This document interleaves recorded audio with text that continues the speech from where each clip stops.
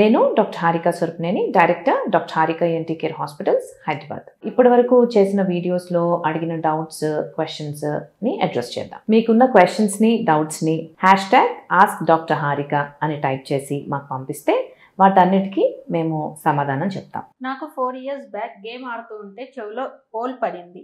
తర్వాత whole close అయ్యింది. మళ్ళీ ఇప్పుడు ఇయర్లో సౌండ్ వస్తుంది. ఏం చేయాలి? సో ఈ చెవి లోపల గుయ్యి అనే శబ్దం రావడాన్ని టినిటస్ అని అంటాం.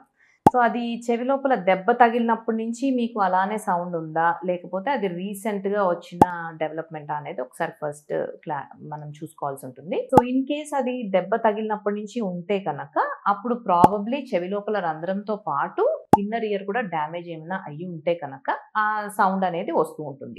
ఇయర్ డ్రమ్ హీల్ అయిపోయినా కూడా లోపల ఇన్నర్ ఇయర్లో ఏదైతే డ్యామేజ్ జరిగిందో అది కంటిన్యూ అయ్యే అవకాశం ఉంటుంది.